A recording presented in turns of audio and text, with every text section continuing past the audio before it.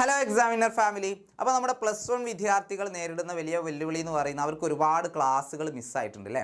അപ്പോൾ അതിനൊരു പരിഹാരമായിട്ട് ഗവൺമെൻറ്റിൻ്റെ ഭാഗത്തുനിന്ന് വളരെ ഇമ്പോർട്ടൻ്റ് ആയിട്ടുള്ള ഒരു സർക്കുലർ വന്നിട്ടുണ്ട്. നിങ്ങളെ സംബന്ധിച്ചിടത്തോളം വളരെയധികം ഹാപ്പി ന്യൂസ് ആയിട്ടുള്ള ഒരു കാര്യം. അപ്പോൾ ഈ ഒരു വിവരം എല്ലാവരും എന്ത് ചെയ്യുക, മാക്സിമം ഫ്രണ്ട്സിന് ഷെയർ ചെയ്യുക. ഇപ്പോൾ തന്നെ ഈ ഒരു വീഡിയോക്ക് ലൈക്ക് ചെയ്യുക. ഓക്കെ, എന്താണ് ആ ഹാപ്പി ന്യൂസ് എന്നുള്ള അറിയണ്ടേ? യെസ്, ഒരു സർക്കുലർ ഇറങ്ങിയിട്ടുണ്ട്. 2024 ജൂൺ 24 ക്ലാസ് തുടങ്ങിയ ശേഷം അഡ്മിഷൻ ലഭിച്ച +1 വിദ്യാർത്ഥികൾക്ക്, അതായത് ജൂൺ 24 നമ്മുടെ +1 ക്ലാസ്സുകൾ സ്റ്റാർട്ട് ചെയ്തിട്ടുണ്ട്.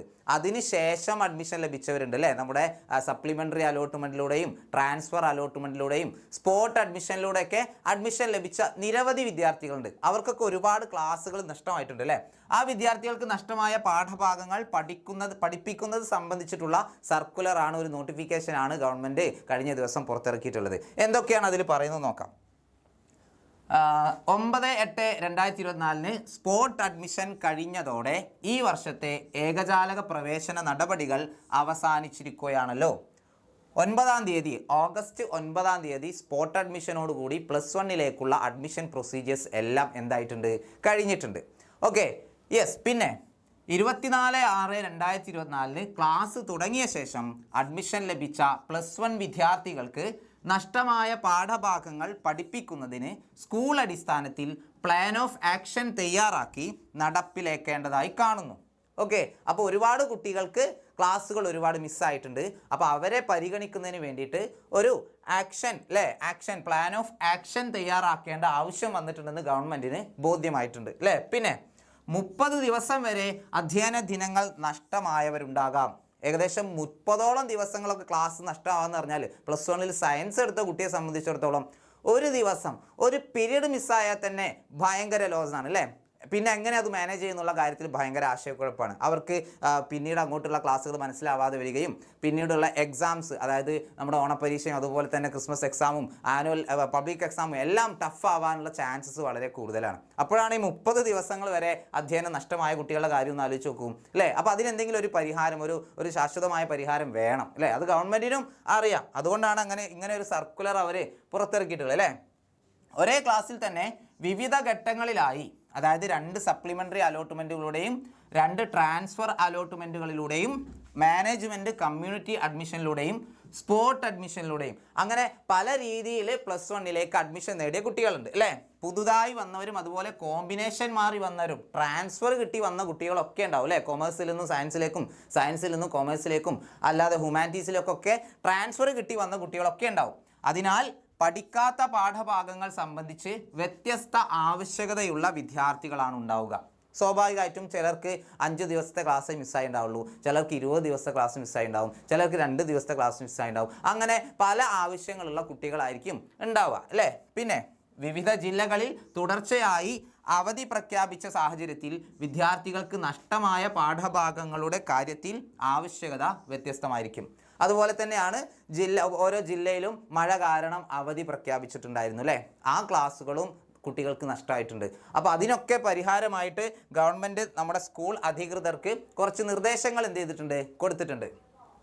ഒന്നാമത്തെ നിർദ്ദേശം, വൈകി അഡ്മിഷൻ ലഭിച്ച വിദ്യാർത്ഥികളുടെ ഓരോ ക്ലാസ്സിലെയും എണ്ണമെടുത്ത് അവരെ പഠിപ്പിക്കുന്നതിന് സ്കൂൾ അടിസ്ഥാനത്തിൽ സ്റ്റാഫ് മീറ്റിംഗ് വിളിച്ച് ഷെഡ്യൂൾ തയ്യാറാക്കണം.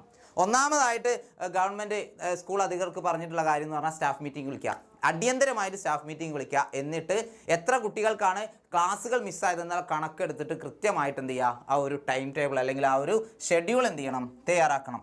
2, പര്യാപ്തമായ സമയം PTA അനുമതിയോടെ രാവിലെയോ വൈകുന്നേരങ്ങളിലോ ശനിയാഴ്ചകളിലോ തിങ്കൾ വെള്ളി ദിവസങ്ങൾക്കിടയിലെ അവധി ദിവസങ്ങളിലോ സ്കൂൾ സാഹചര്യമനുസരിച്ച് മൊഡ്യൂൾ തയ്യാറാക്കി ക്ലാസ്സുകൾ എടുക്കേണ്ടതാണ്. ഇപ്പോൾ നഷ്ടപ്പെട്ടു പോയ എല്ലാ ക്ലാസ്സുകൾക്കും പരിഹാരമായിട്ട് എന്ത് ചെയ്യണം, ഈ ദിവസങ്ങളിൽ, അതായത് ശനിയാഴ്ചയോ അല്ലെങ്കിൽ തിങ്കൾ മുതൽ വെള്ളി വരെ ഇടയിൽ വരുന്ന ഏതെങ്കിലും അവധി ദിവസങ്ങളോ രാവിലെയോ വൈകുന്നേരം ഒക്കെ ആയിട്ട് എന്ത് ചെയ്യണം, നഷ്ടപ്പെട്ടു പോയ ക്ലാസ്സുകൾ എന്ത് ചെയ്യണം, പരിഹരിക്കാനുള്ള നടപടി സ്കൂൾ അധികൃതർ എടുക്കണമെന്നാണ് ഗവൺമെൻറ് ഈ ഒരു നിർദ്ദേശത്തിലൂടെ നമുക്ക് മനസ്സിലാക്കാൻ സാധിക്കുന്നത്. ഇനി വേണമെങ്കിൽ 1-2 ആഴ്ച അവസാനത്തെ പീരീഡ് ഇങ്ങനെയുള്ള വിദ്യാർത്ഥികൾക്ക് പ്രത്യേക ക്ലാസ് നൽകാവുന്നതാണ്. ഇനി നമുക്ക് അവസാനത്തെ പീരീഡ് എന്ത് ചെയ്യുക, ഈ കുട്ടികൾക്ക് വേണ്ടി മാറ്റി വെക്കാവുന്നതാണ് എന്നൊരു നിർദ്ദേശം കൂടി ഈ ഒരു സർക്കുലറിൽ ഉണ്ട്. പിന്നെ ഒരേ വിഷയ കോമ്പിനേഷനിൽ ഒന്നിലധികം ബാച്ചുകളുള്ള സ്കൂളുകളിൽ ഇങ്ങനെയുള്ള പരിഹാര ബോധനത്തിന് ആവശ്യതയുള്ള വിദ്യാർത്ഥികളെ ഒരുമിച്ച് പഠിപ്പിക്കാം. അപ്പോൾ ഒരേ എന്താ പറയുക സയൻസിന് 2 ഡിവിഷനൊക്കെ ഉണ്ടാവും അല്ലേ. അപ്പോൾ അവരൊക്കെ ഒരുമിച്ച് ഇരുത്തിയിട്ടൊക്കെ എന്ത് ചെയ്യാം, ക്ലാസ്സുകൾ കൊടുക്കാം.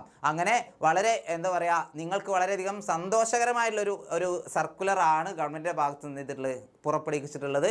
അപ്പോൾ എല്ലാവരും എന്ത് ചെയ്യുക, ഈ ഒരു വിവരം മാക്സിമം ഫ്രണ്ട്സിന് ഷെയർ ചെയ്ത് കൊടുക്കുക. പിന്നെ എക്സാമിനർ പിന്നെ ഓൾറെഡി നിങ്ങളുടെ കൂടെ ഉണ്ട്. നിങ്ങൾക്ക് വേണ്ടിയിട്ടാണ് നമ്മൾ ബാക്ക്ലോഗ് സീരീസ് ഒക്കെ സ്റ്റാർട്ട് ചെയ്തിട്ടുള്ളത് അല്ലേ.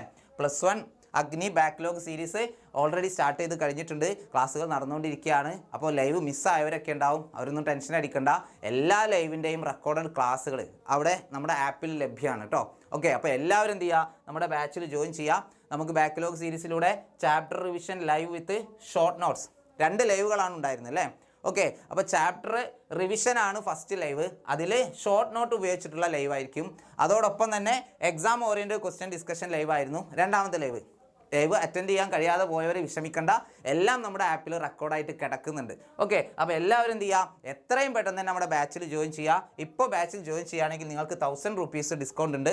4999 ആണ് ഇപ്പോഴത്തെ ഫീസ് എന്ന് പറയുന്നത്. ഓക്കെ, അപ്പോൾ എല്ലാവരും താഴെ കാണുന്ന നമ്പറിൽ എന്ത് ചെയ്യുക, നമ്മുടെ ബാച്ചിൽ ജോയിൻ ചെയ്യുക. ഈ ഒരു വിവരം മാക്സിമം ഫ്രണ്ട്സിന് എന്ത് ചെയ്യുക, ഷെയർ ചെയ്യുക.